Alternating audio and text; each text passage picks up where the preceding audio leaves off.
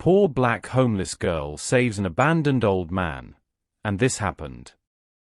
8-year-old Tamara Wessner sat quietly on the cold hospital floor, her knees pulled to her chest and her fingers clutching a small, torn photograph of her mother. The faint hum of machines filled the hallway.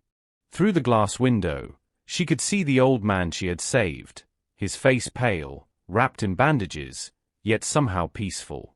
2 nights earlier, she had found him lying in a dark alley, barely breathing. He was heavy, and she was weak from hunger, but something in her refused to walk away. She had dragged him through the freezing streets until she reached a shelter that called an ambulance. Now, a nurse knelt beside her. "Sweetheart, he's awake. He's been asking for you." The woman hesitated before adding softly, "The police just arrested his children. They left him to die. If you hadn't helped, he wouldn't be alive right now." Tamara's lips parted in shock. His own family did that. The nurse nodded slowly. "Yes, and there's more. He says he wants to see you, because he plans to change your life forever." How did a homeless girl with nothing end up saving a billionaire, and becoming the reason his empire would never fall? The night air in Philadelphia cut like broken glass. Snowflakes drifted under the yellow glow of streetlights, melting as they landed on Tamara Wessner's thin jacket. She pulled it tighter around her small body, but it did little to stop the cold. Her sneakers were soaked, her socks stiff with frost. She hadn't eaten since yesterday morning, and the ache in her stomach had become a familiar companion. It had been 6 months since her mother, Diane, took her last breath in a hospital bed that Tamara was too young to pay for. Pneumonia had taken her fast, and after that, everything around Tamara fell apart. The social workers said they'd find her a home, but the house she ended up in felt nothing like one. The foster mother yelled more than she spoke. Her husband drank until his words turned cruel, and the older kids took whatever little Tamara owned. One night, when the shouting grew louder than she could bear, she packed her stuffed rabbit, her mother's photo, and a cracked water bottle into her torn backpack and ran into the dark. She hadn't looked back since. Now the streets were her home. Every morning, Tamara woke under the overpass near 19th Street, brushing snow off her blanket of cardboard. She'd learned which dumpsters had food thrown out late at night, and which alleys were safer to sleep in. She knew which shop owners gave her side glances instead of kicking her out. Her routine was built around survival. She collected aluminum cans and exchanged them at the recycling depot for a few coins, sometimes enough for a roll or a small pack of chips. On good days, she found half-eaten sandwiches near the convenience store. On bad days, she went to bed hungry, clutching her stomach and whispering her mother's words in the dark, "No matter how hard it gets, you stay kind, Tammy. You help people when they're down." Those words were the only thing keeping her heart from turning cold like the streets she slept on. That night, the temperature dropped lower than she'd ever felt before. The radio from a parked cab nearby said it would reach below 20 degrees. Tamara huddled deeper into her spot under the bridge, stacking boxes around herself to block the wind. Her fingers felt like ice, and she tucked them under her arms, shivering. The city moved above her, cars rushing, people hurrying home to warmth she could only dream of. She tried to close her eyes, but the sound of boots crunching on snow startled her awake. A flashlight beam cut through the darkness. "Hey! You can't sleep here, kid." The voice came from a security guard wearing a thick jacket and gloves. Tamara's heart raced. She stood quickly, rubbing her numb hands together. "I'm sorry, sir. I'll go." "Move along," he said, not unkindly but firm. "It's private property." She grabbed her backpack, slung it over her shoulder, and started walking. The cardboard she'd used for warmth blew away behind her like scraps of her old life. The wind bit her cheeks as she stumbled down the empty sidewalk. Every step felt heavier than the last. Her body screamed for rest, but she had nowhere left to go. Maybe the shelter will take me tonight, she whispered to herself. But she knew it was full. They turned her away 2 nights ago because there weren't enough beds for kids without parents. She walked past a diner, her eyes following a family eating through the window, warm light spilling across their faces. A mother handed her son a cup of hot chocolate. For a moment, Tamara forgot the cold. She pressed her hand to the glass, the warmth of their world just inches away. The boy looked up, saw her, and frowned. His father turned, saw her too, and pulled the curtain closed. The sting in her chest was sharper than the wind. She turned away, her eyes wet. "Mama, I miss you," she whispered. She found an alley a few blocks away, hoping to rest behind a dumpster shielded from the wind. She pulled her mother's photo from her bag, a smiling woman with soft brown eyes and a hospital badge on her uniform. Diane Wessner had been a cleaning lady in one of the tall downtown buildings. She used to tell Tamara, "One day you'll have a home again, baby. You'll see. We just have to keep believing." Tamara kissed the edge of the photo and tucked it back safely. Her hands shook as she pulled her knees close and tried to stay awake. Falling asleep in the cold could mean not waking up. She thought about her mother's kindness, how she once gave her lunch to a man sitting outside a bus stop. "When you help someone," her mother had said, "you remind the world there's still good in it." Now, sitting in the frozen dark, Tamara wasn't sure the world remembered. The city around her was silent except for the wind and the occasional car horn far away. She pressed her face into her knees, whispering to herself to stay strong. Her small body shook, and her breath came out in small clouds. She thought about the kids in her old foster home, warm under blankets, not wondering if they'd survive the night.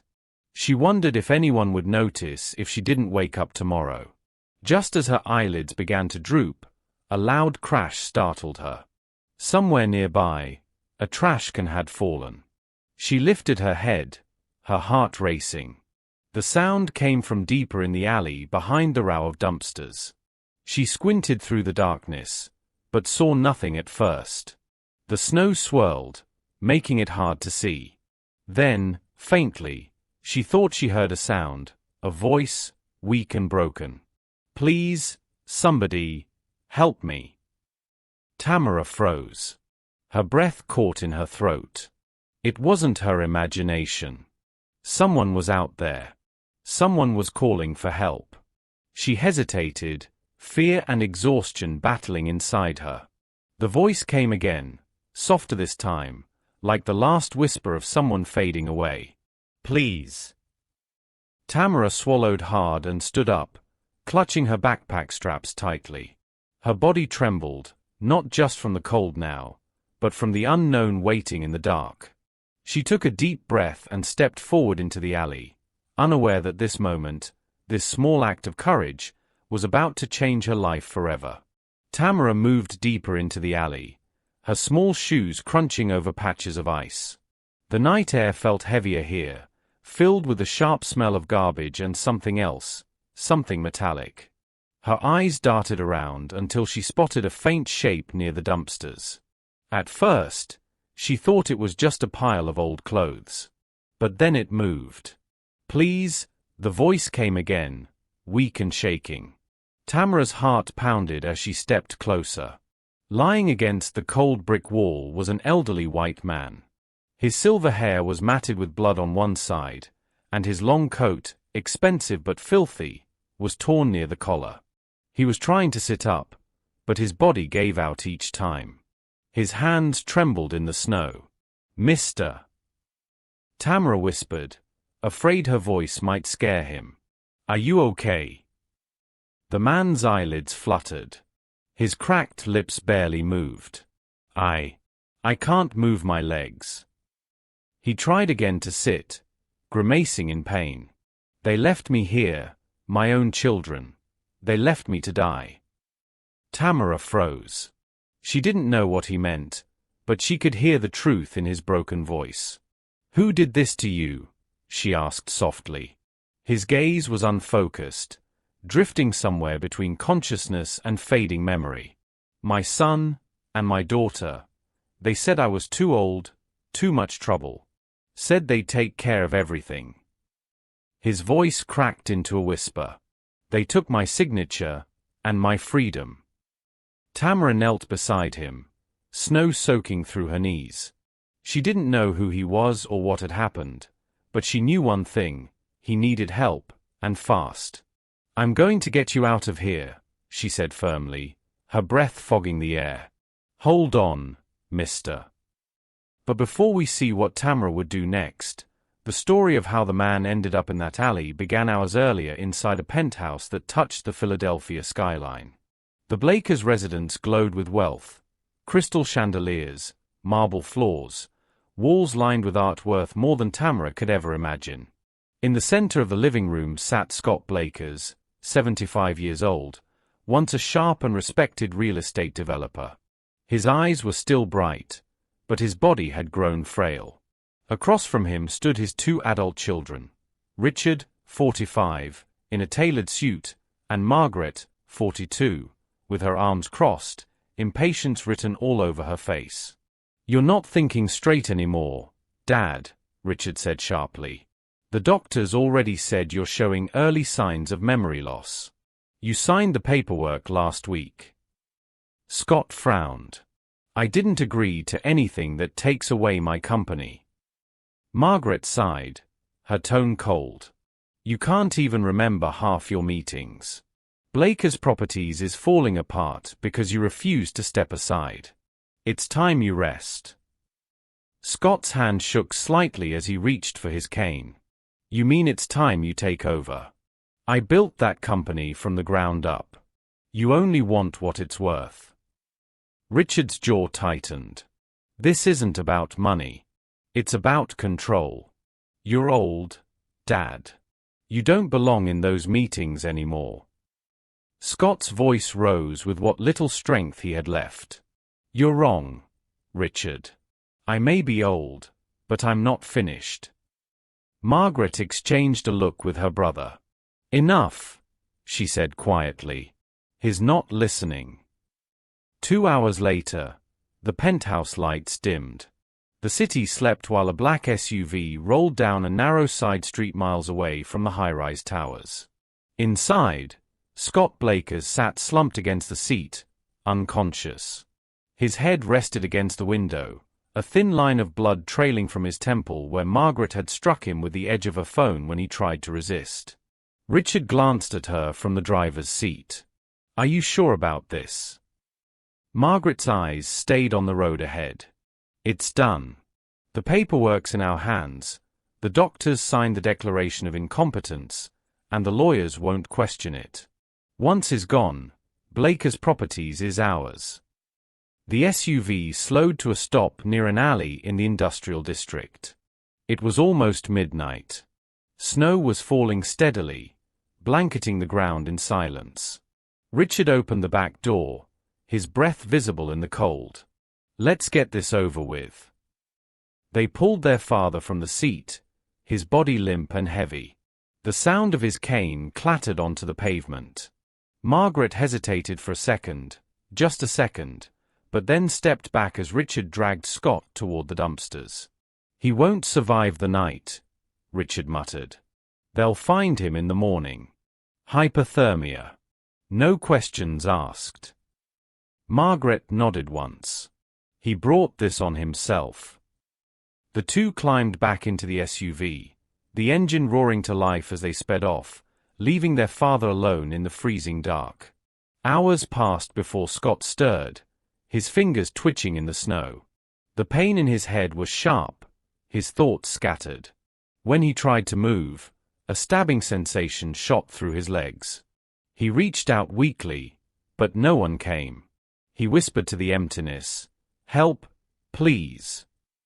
That was when Tamara found him. Back in the alley, she studied the man's face, deep wrinkles, tired eyes, and the kind of skin that once saw comfort but now looked worn by regret. She could tell he didn't belong there. He looked like someone who used to be respected, maybe even loved. "I'm going to help you, okay?" she said again, louder this time. You're not going to die here. Scott's lips trembled as he looked at her. Why would you help me? Tamara hesitated, her teeth chattering. Because my mama always said we help people when they're down. Nobody should die alone. A single tear slipped down Scott's cheek, freezing before it reached his chin. In that moment, an 8-year-old homeless girl made a choice that no one else that night had the heart to make, to save a stranger who had lost everything, even when she had nothing to give. Tamara's small fingers dug into the old man's coat sleeve as she tried to lift him, but his body barely moved.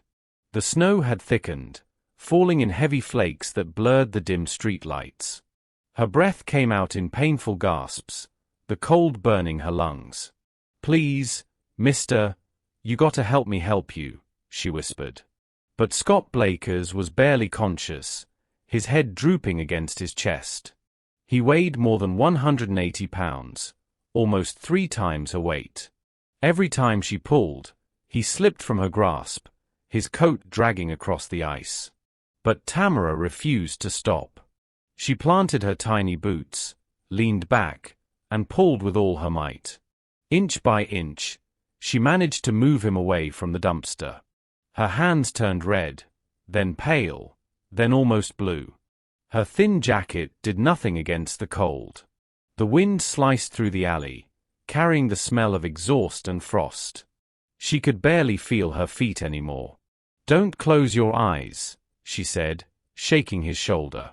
We're gonna find help. I promise. Scott's eyelids fluttered. His lips moved, words barely forming. Margaret. Richard. They took everything. My company, my family. Tamara didn't understand most of it, but she could hear the pain in his voice. It's okay, she whispered. You're safe now. I got you.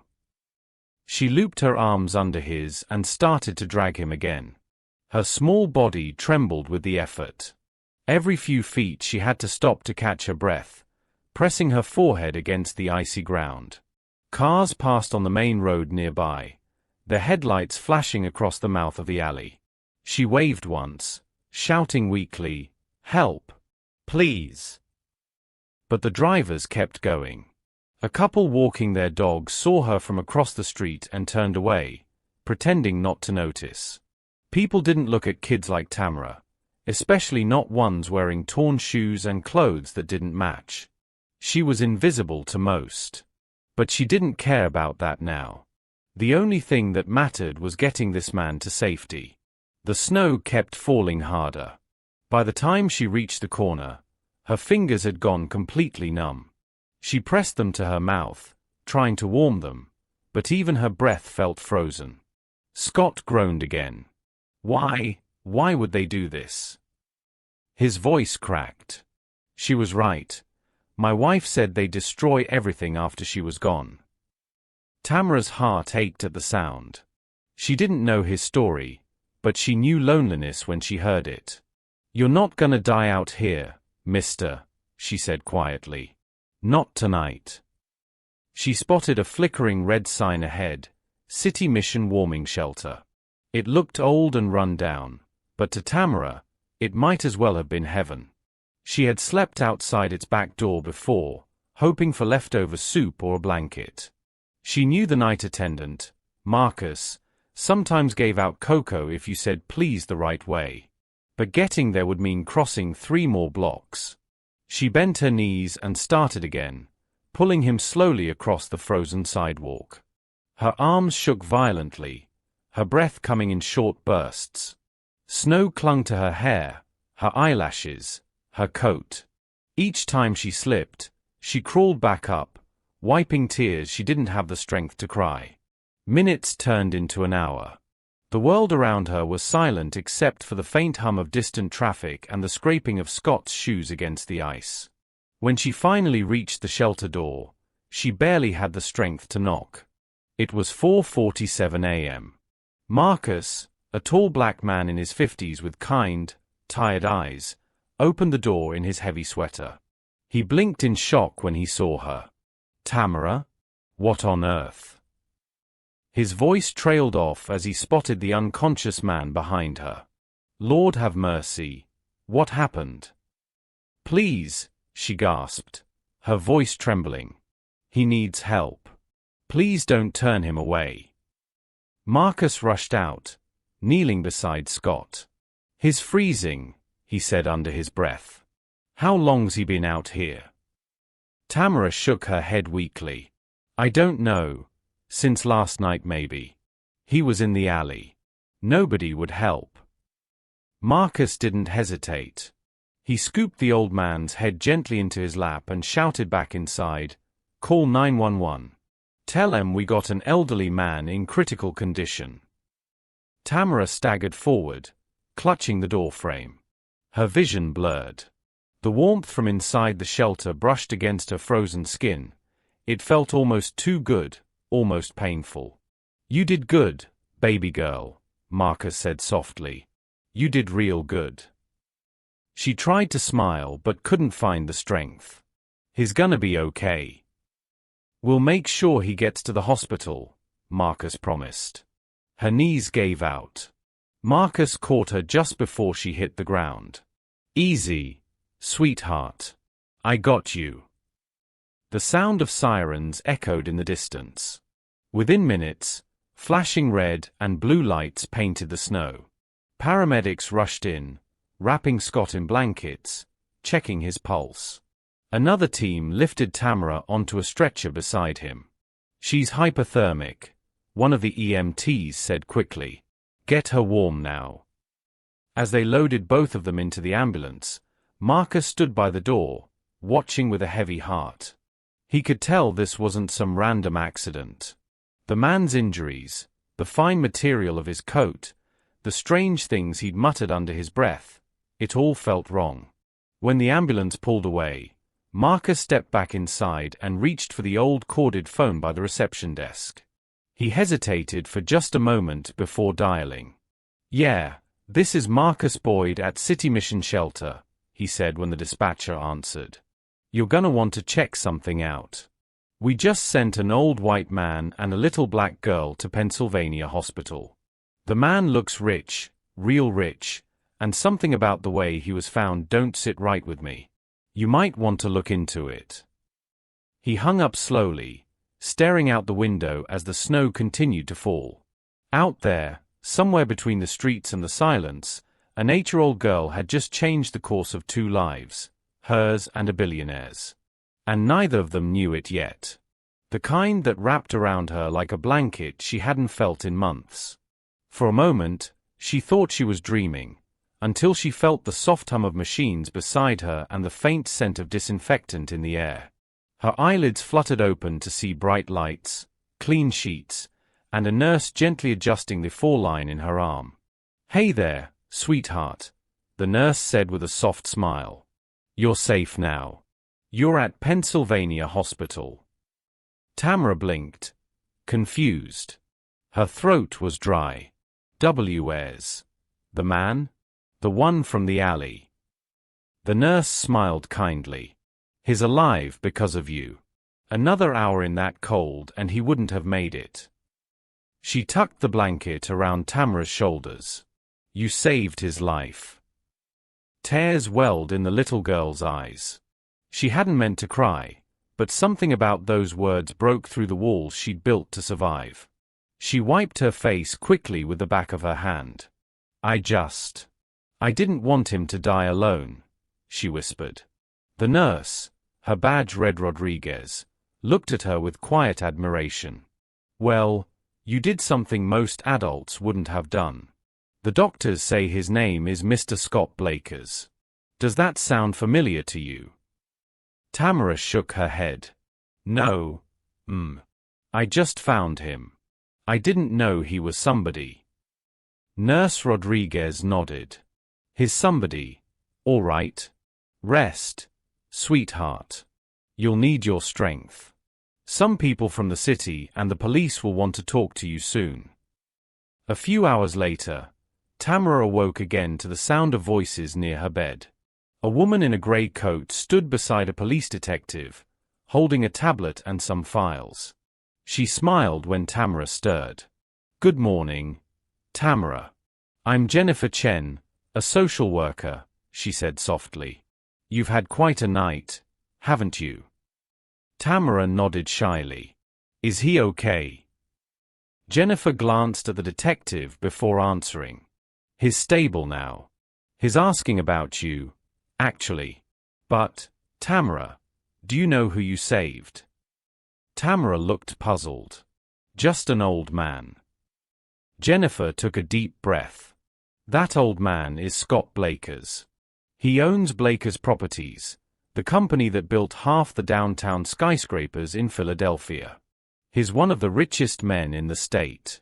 The police have been looking for him for 2 days." Tamara's eyes widened.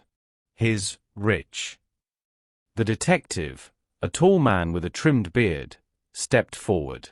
"Detective Warren," he introduced himself. "We found some things you might need to understand, kiddo.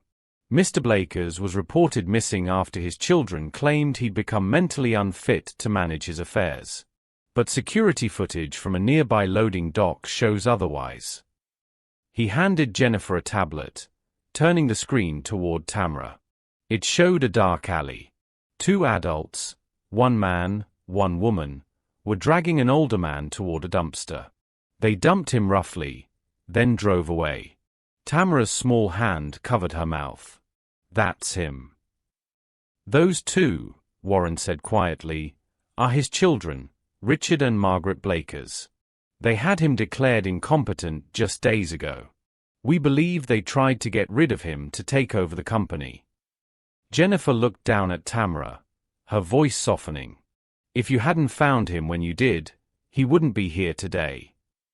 Tamara stared at the screen for a long time, then lowered her gaze. "They just left him? Their own dad?" "Yes," Jennifer said gently. "But because of you, the truth's coming out." Hours passed before another knock came at the door. Nurse Rodriguez poked her head in. "He's awake. He's been asking for her non-stop." Tamara sat up quickly. "He wants to see me." The nurse nodded. "He sure does. Are you ready?" Moments later, the door opened again. This time, 2 nurses slowly wheeled in a hospital bed. Lying on it was the old man from the alley. His face was pale but warm now, his silver hair combed neatly. His eyes, tired yet full of life, searched the room until they landed on Tamara. "Hi," she said softly. He blinked, his throat tightening. "You're the little girl." His voice broke halfway through the sentence. "They told me what you did. You dragged me through the snow." She nodded, embarrassed. "I just wanted to help." He reached out a trembling hand. "I owe you everything. My own children left me to die, but you didn't even know me." Tamara hesitated, then took his hand gently. "Mama always said we help people when they're down. Nobody should die alone and scared." Scott's chest heaved as tears rolled down his cheeks, tears that had been locked away for decades. "You're right," he whispered. "I forgot what kindness felt like." For a long moment, neither spoke. The room was quiet except for the steady rhythm of the monitors. Scott looked at her, this thin, tired girl with eyes far too old for her age, and saw something pure. Something he hadn't seen in his own family for years. Selfless compassion. "Tamara," he said softly, gripping her hand tighter. "I'm going to change your life. You hear me? You'll never sleep in the cold again. Not while I'm alive." Her eyes filled again. "You don't have to do that, mister. I just wanted you to be okay." He smiled weakly. "You already gave me something money can't buy. You reminded me what it means to be human." As the nurses exchanged quiet glances, Scott leaned back, still holding her hand. Tamara stayed by his bedside, unsure of what would happen next, but for the first time in a long while, she wasn't afraid. Somewhere deep down, both of them understood it. The night they met had changed everything. 2 days after waking up, Scott Blakers looked stronger than anyone expected. His color had returned, his voice had power again, and his sharp mind was working faster than the doctors believed possible. But he wasn't just recovering, he was planning. By mid-morning, a convoy of black sedans pulled into Pennsylvania Hospital's private parking lot. Inside the lead car was Mitchell Chamberlain, Scott's longtime attorney, along with 2 paralegals and a financial analyst. The nurses turned their heads as the group walked through the corridor carrying thick folders embossed with gold lettering, Blakers Trust and Holdings. When Chamberlain entered Scott's room, the older man was already sitting up in bed, Tamara by his side, reading a children's book from the hospital gift shop. She looked up nervously when she saw all the suits. "Mr. Blakers," Chamberlain said, adjusting his glasses, "we've reviewed everything. Your children's incompetency claim was fraudulent. But before we take action, there's something else we need to discuss, the contingency trust you created 3 weeks before they filed that petition." Scott gave a faint smile. "So they triggered it?" "Yes, sir. The irrevocable Blakers Trust has officially activated." Tamara frowned. "What's that mean?"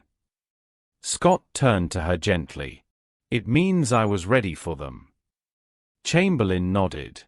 3 weeks before your children declared you unfit, you had me establish a trust. In the document, you stated that if you were ever abandoned, incapacitated, or declared incompetent under suspicious circumstances, your controlling interest, 51% of Blakers' properties, would immediately transfer to a person of genuine character, determined by the events surrounding your rescue. The room went silent. Tamara blinked, confused. "I don't understand." Scott's eyes softened. "It means, sweetheart, that when they left me to die, they lost everything. And when you saved me, you became the rightful heir to my company." Nurse Rodriguez gasped. "You're giving her the company." Scott looked at Tamara with quiet pride.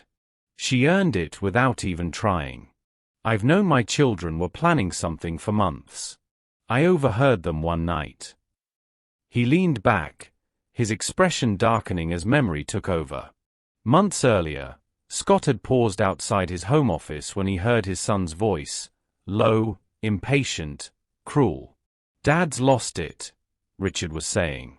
"The doctor signed the evaluation. Once the board sees it, he's done." Margaret's voice followed, colder. "We can't wait any longer. The trust will never pass to us if he's declared competent. I've already spoken to our lawyer. The papers are ready." Scott had frozen outside the door, realizing what they were plotting, to have him legally removed from his own empire. He'd built everything from scratch, starting with one rundown property in South Philly. Now his children were plotting to take it from him by force. That same night, he'd called Chamberlain. Together they worked in secret to create the new trust. Scott quietly moved assets into hidden accounts, reassigned key company votes to loyal executives, and embedded a legal clause that would trigger control transfer if foul play was proven. Back in the present, Chamberlain laid a folder on the table. Mr. Blakers' DNA and mental competency tests came back clean. There is no sign of cognitive impairment. The incompetent declaration was forged using fake medical documents signed by a doctor we've already located. He's agreed to testify that Richard and Margaret bribed him. Tamara's eyes widened. They lied about him being sick. "Yes," the lawyer said. "And they're going to prison for it." Detective Warren entered at that moment, holding a tablet. "They already are.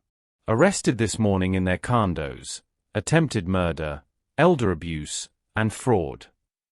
Scott exhaled slowly. "Good. I didn't want revenge. I just wanted truth." News alerts were already spreading across national outlets. Billionaire's children accused of dumping father to die in alley. Real estate empire shaken by family betrayal. Footage of their arrests filled every channel. Margaret in her silk robe, shouting at reporters. Richard covering his face as cameras flashed. Through it all, Tamara stayed quiet, sitting by Scott's side as he watched the coverage. "You must hate them," she said quietly. Scott shook his head.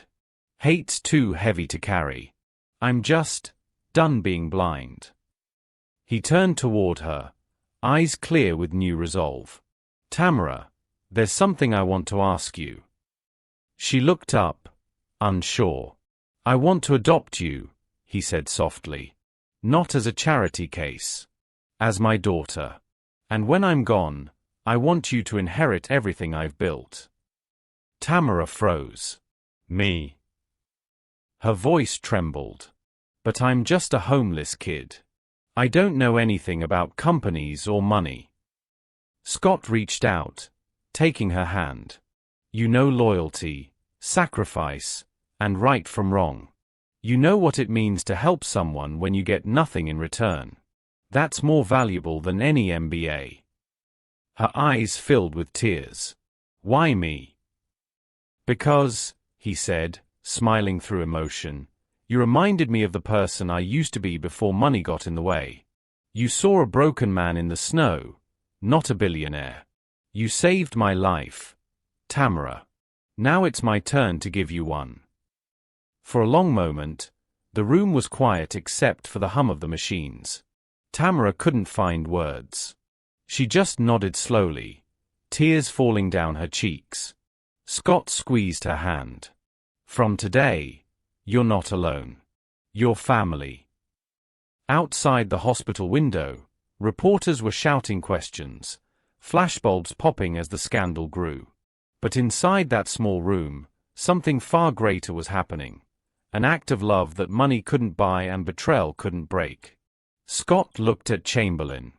"Start the paperwork. We're going to make this official." The lawyer nodded. "Already in motion, sir. Judge Santos is available tomorrow morning." Scott smiled faintly and turned back to Tamara. "Rest, sweetheart. Tomorrow's the first day of our new life." The courtroom was tense, filled with murmurs and shifting papers. Judge Maria Santos adjusted her glasses as she glanced over the documents spread before her. Across the polished wood table sat Scott Blakers, his posture steady though fatigue still lingered in his face. Beside him was Tamara, small in her borrowed dress and clean shoes, her hands clasped tightly together. For the first time in a long time, she felt both terrified and seen. On the opposite side, two sharply dressed lawyers stood representing Richard and Margaret Blakers. Their tone was sharp, dismissive. "Your Honor, this entire proceeding is a manipulation," one declared. "Mr. Blakers has clearly been influenced. This so-called rescuer is a child with no legal guardian, no education, and no comprehension of what she's being drawn into." Scott's attorney, Mitchell Chamberlain, calmly responded. "Mr. Blakers is of sound mind. Medical and psychological evaluations confirm that. The only manipulation that has taken place came from his adult children, who attempted to have him declared incompetent so they could seize control of his empire. The difference is, this child saved his life. Literally." Judge Santos's gaze softened as she turned toward Tamara. "Miss Wessner, would you like to say something before I make my decision?" Tamara's throat felt tight. For a moment, the weight of 100 eyes nearly crushed her courage. But then she looked at Scott. He gave her a small nod, steady, trusting. So she stood, voice trembling but clear. "I didn't save him because he was rich," she began. "I didn't even know who he was. I just heard someone crying for help. I thought about my mom. She used to tell me that when someone's in trouble, you don't walk away." Her eyes filled with tears, but she didn't look down. "I didn't have anything, no house, no food, but I still had a choice. I didn't want to see someone die alone. So I tried. That's all." The courtroom went silent. Even the lawyers stopped writing. Scott blinked back emotion he hadn't allowed himself to feel in years. Judge Santos took a deep breath. Mr. Blakers, this court has seen countless cases of neglect, greed, and betrayal among families of wealth. But rarely have I seen the opposite, a child with nothing to gain showing the kind of loyalty your own blood refused to show. This child demonstrated more humanity and family devotion than any contract or inheritance ever could. She paused, her voice firm but warm. The adoption is approved. A soft gasp rippled through the room. Tamara looked stunned, her eyes wide as she whispered, "You mean, I have a family now?" Scott reached out and held her hand. "You always did, kiddo. You just hadn't found it yet." What followed was a blur of days filled with newness. Tailors measured her for clothes that actually fit. Doctors and dentists checked her health. Tutors assessed what she knew, very little, but were amazed by her quick mind and sharp memory. Every morning, she woke in a real bed, surrounded by warmth, in a room painted soft cream with a window view of Philadelphia's skyline. Scott moved her into the guest wing of his Rittenhouse Square penthouse, a home that felt like a palace compared to her cardboard shelters and freezing nights. Mrs. Chen, Scott's longtime housekeeper, took to Tamara immediately. With her silver hair tied neatly in a bun and her gentle accent, she fussed over Tamara like a grandmother she'd never had. "You are too skinny," she'd scold lightly, piling food onto her plate. "Eat more. You need strength to keep that smart head working." Still, the transition wasn't easy. Some nights Tamara woke screaming from dreams of cold streets and hunger. She'd tiptoe into the hallway, too afraid to open Scott's door but too scared to go back to bed. One night, Scott found her curled up on the floor outside his room. Without a word, he lifted her into an armchair by the fire, wrapped her in a blanket, and sat with her until morning.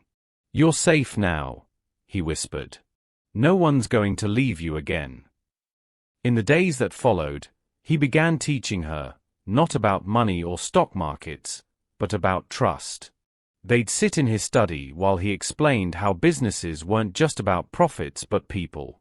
"The best decisions I ever made," he said, "were when I remembered that the people working for me were humans, not numbers." Private tutors came daily, patient and kind. Tamara soaked up lessons like sunlight, reading, math, history. She was behind, but her hunger to learn was unmatched. Every small success, reading a paragraph without stumbling, solving a math problem correctly, filled her with pride. Scott, meanwhile, seemed to regain strength with every passing day. His color returned, his spirit sharpened. The world thought he'd lost everything, but he knew he'd gained something priceless, a reason to keep going. 2 weeks passed quickly. The date for the emergency board meeting loomed, a confrontation that would decide the future of Blakers Properties. Scott insisted Tamara come with him. "You don't need to say a word," he told her. "Just watch, listen, and learn." That night, as the city lights flickered below her window, Tamara sat on the edge of her bed, unable to sleep. Finally, she knocked softly on Scott's study door. He looked up from his papers, smiling. "Couldn't sleep." She hesitated before speaking. "What if they hate me? Because I'm black, and because I was homeless?" Scott's expression softened. He pushed his chair back and stood, placing both hands on her shoulders. "If they hate you for those reasons, they'll show exactly who they are. And that will make my next decision very easy." Her eyes welled up again. "But what if I embarrass you?" He shook his head. "Tamara, you saved my life. You could never embarrass me.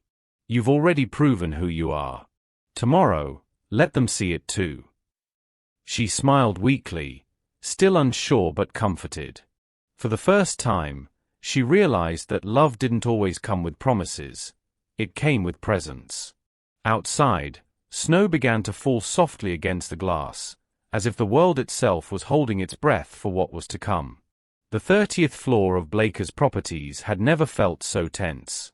The conference room, lined with glass walls overlooking downtown Philadelphia, was filled with the low hum of whispered speculation. 15 board members sat around a polished mahogany table, their expressions ranging from curiosity to unease. These were people who had built their lives on control and perception. Today, both were slipping away from them. The door opened quietly. Scott Blakers entered, steady and dignified despite the cane supporting his left leg. Beside him walked Tamara, dressed in a simple navy dress and black flats, her posture straight but her eyes wary. The room went silent. Some whispered to one another, others just stared, some in disbelief, others in judgment. One board member muttered under his breath, "Is that the girl from the news?" Scott gave a curt nod to his attorney, Mitchell Chamberlain, then took his seat at the head of the table. "Thank you all for coming on such short notice," he began, voice calm but edged with quiet authority. "I understand there's been confusion about the current leadership and the future of Blakers Properties. That confusion ends today." Before he could continue, the doors burst open. Richard and Margaret stormed in, flanked by their attorneys. Both wore designer suits, faces flushed with anger and humiliation. The air seemed to tighten. "This meeting is illegal," Richard barked, slamming a folder onto the table. "You can't just call an emergency session without consulting the rightful heirs." Scott didn't flinch. "You mean the heirs who left their father to die in an alley?" Murmurs rippled through the board. Margaret's voice cut through them, cold and sharp. "You're giving our inheritance to some street urchin? To a child who probably doesn't even know what a balance sheet is?" Tamara's fingers gripped the edge of her chair. Scott rested a steadying hand on her shoulder. "This little charity case doesn't belong in our world." Margaret continued, her tone dripping disdain. "You're humiliating this family." Scott turned toward her, eyes calm but heavy with disappointment. "You humiliated this family the moment you chose greed over decency."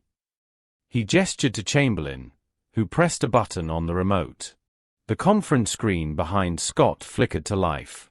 "Since you've brought up inheritance, let's review how you both tried to claim it." The video played, grainy security footage from a street camera. Gasps filled the room as everyone watched Richard and Margaret's luxury SUV pull into the dark alley. The timestamp confirmed it, just 2 weeks earlier. The footage showed them dragging an unconscious Scott from the vehicle, propping him against a dumpster. On the audio, Margaret's voice came through clearly. "Once he's frozen to death, we'll say he wandered off in his dementia." A wave of disbelief swept through the boardroom. Some covered their mouths, others looked away. Chamberlain paused the video, letting the silence sink in. One board member, Mr. Langford, spoke first. Is this real?" Verified by the Philadelphia Police Department, Chamberlain confirmed. "We've also confirmed the timestamp and vehicle registration." Margaret's attorney leapt up. "This is outrageous. That footage could be doctored." Scott's reply was calm but cutting. "You'll find the originals filed with the police and news media as of this morning. You can try denying it, but the world already knows." Richard shot to his feet. "You think you can destroy us like this? We built this company with you." Scott's eyes hardened. "You didn't build anything. You stole." He nodded again to Chamberlain. A second set of documents appeared on the screen: spreadsheets, bank records, and emails. Over the last 5 years, Richard and Margaret embezzled $47 million through fake vendor contracts. Offshore accounts, shell companies, falsified invoices, all under their signatures. Gasps erupted again. Some board members leaned forward. Others leaned back, distancing themselves from the scandal. Chamberlain continued, voice steady. The evidence has been submitted to federal authorities. Their arrests were not just for attempted murder, but for fraud, conspiracy, and grand theft. Margaret's composure cracked. "You can't do this. We're your children." Scott's voice carried the quiet finality of a closing door. "Children don't try to kill their father." He looked to the board. Effective immediately, Richard and Margaret Blakers are removed from all positions, trusts, and inheritance. They will no longer have any stake in Blakers' properties. Richard lunged forward, slamming his hands on the table. "You'll regret this." Two security officers stepped forward, blocking his path. Scott continued as if he hadn't spoken. "And one more thing," he said, his tone softening slightly as he turned toward Tamra. "As per the terms of the irrevocable Blakers Trust, control passes to the individual who demonstrates genuine character in the face of adversity. Effective immediately, Tamra Wessner becomes the primary beneficiary, holding 51% controlling interest in Blakers' properties." The room exploded in sound, gasps, outrage, disbelief. Some clapped in shock, others protested loudly. Richard shouted incoherently, his voice rising above the chaos. "You're insane. Giving our company to a homeless brat." Margaret screamed, trying to lunge at Scott, but security intercepted both siblings, forcing them back. The siblings shouted threats as they were escorted out, their expensive shoes squeaking against the polished floor. As the doors slammed shut behind them, the noise slowly died down, replaced by uneasy whispers. Thomas Whitmore, one of the senior board members, leaned forward, his weathered face tightening. "Scott, this is madness. She's a child. A black homeless child, for God's sake. You can't possibly expect her to lead a billion-dollar corporation." A hush fell. Tamra looked down at her hands, her heart pounding so hard she thought it might burst. Before Scott could answer, she stood. Her voice, though small, cut cleanly through the tension. "I know what you're thinking," she said quietly. "That I don't belong here." All eyes turned to her. Even Whitmore went still. "I probably don't," she admitted. "I don't know much about business. I don't know how to read your fancy reports or understand your meetings. But I do know what it means to be thrown away. I know what it feels like when people look right through you like you don't exist." The room was silent. Scott's eyes glistened. Tamara's voice grew steadier. "Mr. Blakers, my dad, he didn't see me as trash. He saw a person. So if you think I don't belong here because of where I came from, then maybe this isn't the company I thought it was." A long pause followed. Whitmore leaned back, speechless. Several board members exchanged glances, ashamed, thoughtful. Scott finally spoke, his tone firm but proud. "You just proved why you do belong here, Tamara." The silence that followed was heavy but full of meaning. The tide in the room had shifted, and everyone could feel it. The silence stretched across the conference room, as if the air itself was holding its breath. Every face turned toward Tamara, still standing beside Scott at the head of the table. The girl's hands trembled slightly, but her gaze remained steady. Her voice, though quiet, carried an honesty that pierced through the tension. "I know you don't think I belong here," she began. "I don't think I belong here either." The admission disarmed the room instantly. Even the most hardened executives leaned forward, curious. "I can't read financial reports," she continued, her tone vulnerable but brave. "I don't understand stocks. I'm still learning fractions." A soft, nervous laugh escaped her lips, though no one joined in. "But I do know what it's like to have nothing. I know what it's like when people throw you away." Scott's chest tightened as she spoke. Every word carried the weight of her past, the cold nights, the empty stomach, the loneliness she'd fought through. "Mr. Blakers, my dad now, He taught me that business isn't just about money. It's about people, she said. It's about doing what's right, even when no one's watching. Because if you treat people like garbage, eventually someone will throw you away too. A murmur rippled through the boardroom. Several board members glanced at one another, visibly moved. One woman discreetly wiped a tear. Even Thomas Whitmore, the same man who'd questioned her presence minutes ago, shifted uncomfortably in his chair, his eyes fixed on the table. Scott rose slowly from his seat and placed a gentle hand on Tamara's shoulder. His voice, steady yet emotional, broke the silence. There's one more thing everyone should know before we move forward. He took a deep breath, his eyes softening with memory. 20 years ago, a woman named Diane Wessner worked in this very building. She was part of the cleaning staff. Most people never noticed her, but I did, one night. The boardroom lights dimmed slightly as a projection appeared on the screen behind him. An old photo from a staff record, Diane Wessner, smiling shyly in her janitor's uniform. I had just come out of a late meeting, Scott said, voice trembling slightly. I was distracted, angry about a deal gone wrong. I didn't realize I'd dropped my wallet in the executive restroom. There was over $10,000 in cash inside, money meant for a contract deposit. He paused, eyes distant, seeing it as if it were happening again. The next morning, that same wallet showed up in my office. Every dollar, every card, untouched. A handwritten note on top read, "Found this last night. Didn't want you to lose it." It was signed, Diane Wessner. He swallowed hard. I tried to reward her. Offered her money, a promotion, anything to thank her. But she smiled and said, "I'm just doing what's right. That's what I teach my daughter." Gasps moved quietly through the room. Tamara's eyes widened, tears filling them as she clutched her chest. Scott turned to her, voice breaking. I never forgot her name. When my lawyers told me the girl who saved my life was Tamara Wessner, I knew it wasn't coincidence. I knew it was Diane's legacy coming full circle. The boardroom was silent, heavy with emotion. A few members lowered their heads in shame.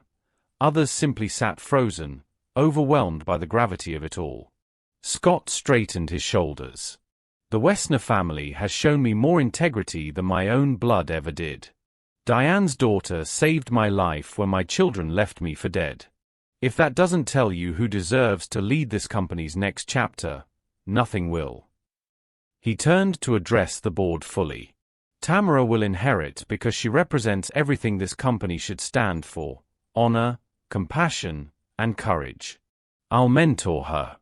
I'll teach her. And those of you who stay will help build something better. He glanced around the room, his gaze unflinching.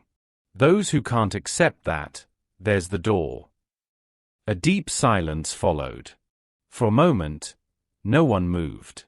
Then Thomas Whitmore, face pale but composed, stood. I can't do this, he said simply, gathering his briefcase. I built my career on numbers, not emotions. Without another word, he left the room.